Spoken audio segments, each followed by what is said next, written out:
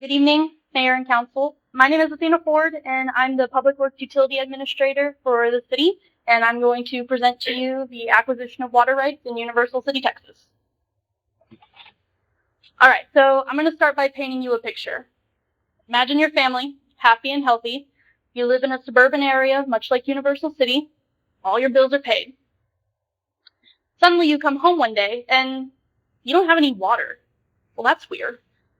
So your first initial reaction is probably going to be, you're angry. So you're angry, and then what are you going to do? You're going to call City Hall, and we're going to try to help you as best we can, but all we can offer you is sorry. We ran out of water. The big metropolitan San Antonio next door took it all. Well, luckily, this is a little bit dramatic, and this probably isn't going to happen because water rights exist. So, what are water rights and why are they important? Well, water rights regulate how public and private landowners use water from a specified source, and they're important because they establish the fair use of water from these sources. So property owners are entitled to their share, and it allows even distribution amongst these people. So a little bit of the history of water rights in Texas. It actually dates all the way back to the Mexican-American era, when any water that was found in the state was actually acquired and it belonged to the King of Spain. But we'll fast forward a little bit to the historical landmark case that established modern day water rights. So this case is Houston, Texas and Central Railway Co. versus East, and it's the 1904 Texas Supreme Court case that opened the discussion for the rule of capture. So basically what happened was, in the day of the railroad, these steam locomotives were traveling right outside of Houston in an area called Denison, Texas. They stopped their steam locomotives, drilled a deep well, and started pumping 25,000 gallons of water a day. The landowner was actually Mr. East, and when his well went dry because of this, he sued the railway company. So what's said to be a political decision of the time, they favored the railway company, so Mr. East lost. Then when he finally appealed it and it went all the way up to the Texas Supreme Court, he won. And they said that you're the landowner, you have the right to the water that's under your land, which is the rule of capture. Then we move forward a little bit to the Texas Groundwater Act of 1949. So this act established groundwater conservation districts in the state, which are the conservation districts and water districts that they're there to help conserve, protect, distribute, and manage water rights in the state. And then with Senate Bill 1 in 1997, that is the ruling that made groundwater conservation districts the preferred method of managing water in Texas. All right, so how does water work? We have three geological pools that we're divided into. We have surface water, diffuse surface water, and groundwater. So surface water is the water that floats atop the Earth's surface in streams, lakes, rivers, and they're governed by riparian water rights. And what that means is that if your land is adjacent to this water in a stream or a river, you can use it for beneficial use. So that's for irrigation, bathing, drinking, those sort of things. That water is regulated by the state, so you do still have to have permits for them through TCEQ. You do have diffuse surface water, and that belongs to the landowner. So basically, if you stick a bucket outside while it's raining, that water's yours. Do with it what you want. And then groundwater, which is the water that is under the Earth's surface in pools and aquifers, and that is ruled by the rule of capture. Pretty simple. So 9 major aquifers and 21 minor aquifers make up the state. We have the Edwards Aquifer, which is the aquifer that Universal City uses predominantly. Does anybody know who the Edwards Aquifer is? No? Fun fact you'll learn tonight. The Edwards Aquifer is because the main rock formation in the Edwards Aquifer is Edwards limestone. So that is where it gets its name. Additionally, we have the Carrizo-Wilcox Aquifer. This aquifer is the largest in Texas, and it spans 66 counties. So that's a pretty important one. We are lucky to be able to tap into that one if we need it. So then groundwater conservation districts, they're created by the Texas legislature, or TCEQ. There's 98 of them in Texas. They cover 70% of the state, so we all live in one. These operate under the modified rule of capture. So earlier how I said that if it's under your land, you can pump it. Well, that's not entirely true. You can, but you have to have the rights to do it. So, again, they are the preferred method in the state. They are governed by the Texas Alliance of Groundwater Districts, which was established in 1988, so they regulate all of those districts for us. So, what are some of the factors influencing the acquisition of water rights? Why do we want or need more? So, the first is because the Edwards Aquifer Authority is the water district that Universal City is using. So they were given the power to conserve, protect, manage, and distribute water rights with the Edwards Aquifer Act of 1993. And they're important because they issue drought restrictions. So this is the table that we use to monitor drought restrictions for Universal City. It's in the San Antonio pool. We are actually in the J17 index well. So what happens is when the well starts depleting and hits these certain thresholds, we enter this critical stage here. And whenever we enter that critical stage, they start knocking off pump and allotment from what we're allowed to pump. So if you start with 100 acre feet of water, you're at 20% for 365 days, 100 minus 20, you get 80 acre feet. So the math gets kind of funky because we don't usually stay in one restriction all year, but as it goes down, it takes away a lot of our water rights. Currently, right now, we are in stage 3, estimated to go to stage 4 here in the next 2 weeks. So, other factors, we have environmental concerns. The 1950s drought, or the drought of record, is the worst drought in Texas history. It is still the drought that we compare everything in the state to. And then we need to be thinking about future droughts and weather patterns. This is how we're going to be planning our water rights acquisition. So you can see that this top graph is the drought of record from 1950 to 1957. And it was very, very dry with very little to no rainfall for 7 years. Now, this was obviously devastating to the state for agriculture, wildfires, crops. It was horrible. So just to give you a little bit of a comparison, this is 2019 to 2023. And you can see we had a little bit of a rough year here, but we've had some pretty good rain. Nothing quite as sustained as this dryness. So Texas is obviously very dry. Why is it dry? Well, it's called La Nina. We see it in Texas every year from December to February. Basically what happens is that these Pacific waters down here by the equator start to cool off, which disrupts atmospheric circulation patterns and tropical rainfall. So this pushes the jet stream further north, which blocks this cold air up here. Now Texas is dependent on this dry air and this cold air mixing to produce rainfall and replenish our aquifers. So when we have a dry winter, it means we're going to have a dry summer.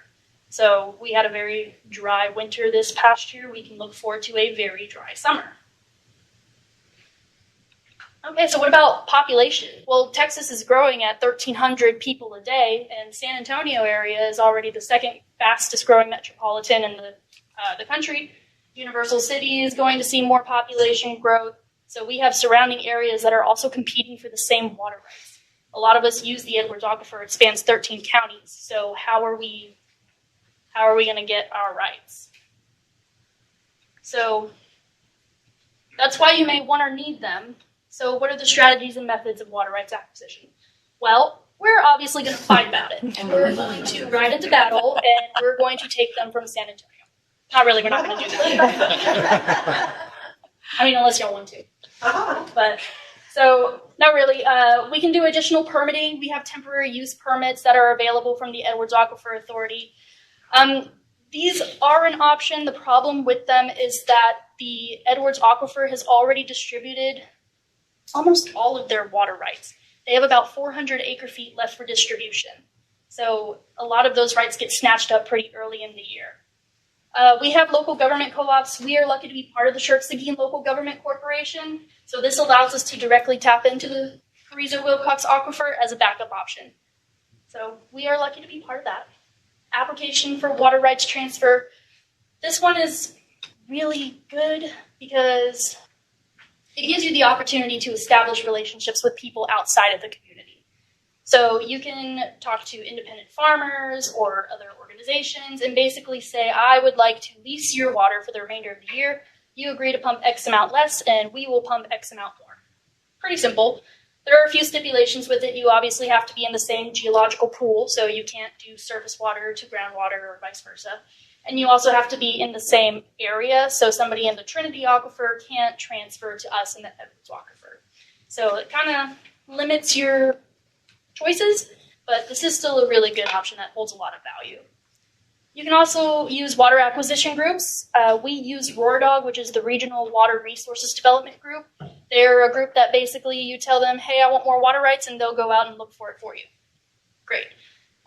Conveniently, they are in a little bit of a transition period right now, so they're not our first option. And then one of the last options is we can buy more. We can buy more water rights. The thing is, we have to budget for them, and I mean long-term budgeting. We need to be planning for this. I used a lot of scenario planning in my research methodology. So that basically means that I took everything worst case scenario, 365 days in stage 5, which is the most that they could confirm pumping along. So that makes us prepared for anything. The Edwards Aquifer also has really great critical consumption tools to use to help you forecast through these challenges. All right, so how does this apply to Universal City, Texas? Well, Universal City, we were established in 1960. Population as of 2023 was just over 20,000. We are known as the gateway to Randolph Air Force Base. We're at a build-out percentage of about 93%. We have 6 active wells, and we are fixing to bring our 7th online. We have 3,747.825 acre-feet of water rights in the Edwards Aquifer, and we have 800 acre-feet that we can pump from the Carrizo if needed. So Universal City has a total of 4,547.825 acre-feet. This is roughly about like 1.7 billion gallons of water. For anybody who doesn't know, 1 acre-foot is 325,851 gallons, and 1 acre-foot is the amount of water you need to soak an acre of land 1 foot deep. All right, so usage projections for Universal City. So I have divided this up into 3 scenarios called perfect world, real world, and chaotic world. So keep in mind 2019 to 2023 is historically accurate data, and on average we pump about 854 million gallons of water a year. That has been our average for the past 5 years. So in a perfect world, you can see that we have 1.2 billion gallons of water from the Edwards Aquifer alone. On average, we're pumping about 854 per year. These ones include your drought restrictions that actually happen. So in a perfect world, we're good. I mean, this gap right here, we're not pumping anywhere near what we actually own in water rights. So that's great. Unfortunately, we don't live in a perfect world. We live in the real world.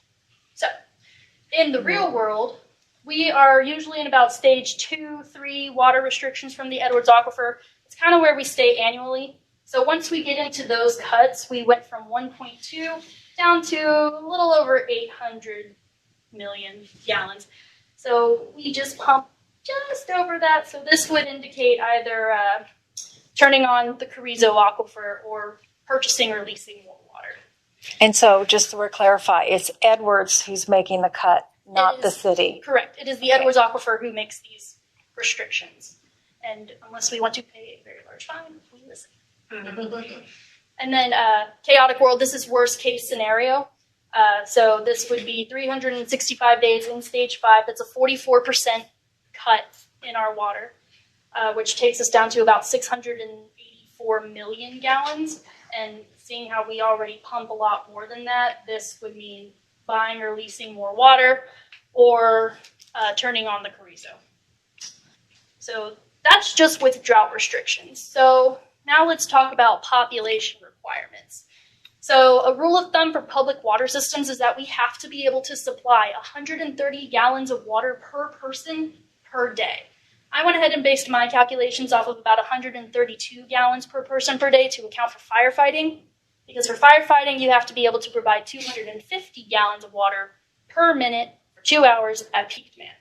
So the extra 2 gallons per person per day accounts for that. Universal City has an estimated population growth of about 1.4% for the next 5 years, and then we're going to kind of even out. So with those population requirements, again, perfect world, real world, chaotic world. So perfect world, we have all the water we need. This is how much we would need to supply for our population, and this is how much we have. No cuts. Great, wonderful.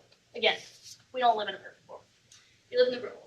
So once we get into stage 2, 3 drought restrictions, they start taking off our water again. But oh no, we have to have this much to supply our population. So here, it's kind of roughly where we are.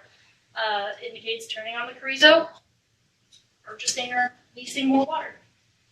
And then again, worst case scenario, 1.2 down to 684 million gallons. And we need to be up here to supply for our people, but we're down here because the Edwards Aquifer doesn't want us to. So definitely looking at purchasing, leasing more water. So I am a numbers girl, so I'm going to throw a bunch of numbers on you, but have no fear, I will talk you through them. So some of the solutions that we can do. If the population of Universal City, Texas continues to grow at a rate of 1.4% for the next 5 years, the city will need to permanently obtain an additional 753 acre-feet in water rights by 2033 if we wanted to be solely dependent on the Edwards Aquifer. Well, unfortunately, this is not possible because the Edwards Aquifer doesn't have that much water left to distribute, so we won't be able to do that. Let alone if we wanted to, you're looking at about a cost of $4.5 million, which isn't the best. So basically, how I broke up these numbers is that you have your year, what the population is estimated to be, how much we're required to supply in gallons, and then I converted that to acre feet because acre feet are just a little bit easier to look at. Your pumping allowance in stage 2 or 3 water restrictions, also converted that to acre feet. So then this deficit here, 753 acre feet, is what we would need to supply for our population in stage 2, 3 drought restrictions. But luckily we do have the Carrizo and we have those additional 800 acre feet. If we needed them, we'd be okay. If we pumped every single one, we'd be okay. So, but we're planning from worst case scenario. So if the population of Universal City continues to grow at a rate of 1.4% for the next 5 years, and we utilize all 800 acre feet allowed from the Carrizo Aquifer in addition to everything that we have in the Edwards, we're going to have to permanently obtain an additional 385 acre feet of water to meet demand over the next 10 years. So this is possible, but not entirely from the Edwards Aquifer. So we are going to have to purchase lease from independent farmers or other people, or purchase more in the Carrizo. There's a lot of different options. So I did the same thing here. What we're required to supply based on the population, converted it to acre feet, stage 5 water restrictions, converted that to acre feet, and then this is our deficit. But then if we pumped everything, we would be at 385 acre feet remaining. So that's really what we're looking at for the next couple of years. So I threw a lot of information at you, so what does it all mean? Well, you're going to be happy to hear that our water shortage is more related to equitable sharing rather than a physical shortage. So a lot of people believe that what's in the aquifer is about 25 million acre feet of water rather than the 572,000 that they're actually allowed to distribute.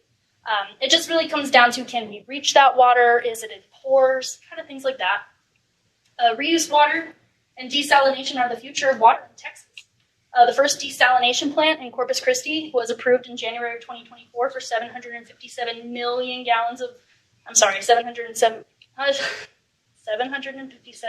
million dollars, not gallons. So that's going to be a really exciting project to see how that turns out. Water, it's a finite source. We got to be thinking about where we're going to get more. And then it comes down to how much are you willing to spend. A single acre foot is looking about anywhere from $6,000 to $10,000 for 1 acre foot. Remember, I said we need 385. So what about future pipelines? Are we going to be able to benefit from this desal plant? Are we going to be able to get water from the Brazos River up north? I don't know. These are things that we have to think about. Drought is inevitable in Texas. It's never going to stop. We need to plan for it now. We need to be ahead of the game. So leasing water may also be a more feasible option than purchasing. It's usually cheaper. So that's a good option for us. So Universal City, Texas will need to secure 385 acre-feet of water minimum in the next 10 years. I can tell you that last year alone, we had to lease an additional 525 acre-feet to get through the year. We are running the Carrizo right now as a supplement source. But I can assure you that us at Public Works, that we are working on securing the future of water for the city, and you will definitely see that reflected in our budget this year. But we are working diligently every month and every year to make sure that we do have enough water for our citizens and our growth. All right. And I'll leave you with a quote. And I'll just say, isn't she awesome?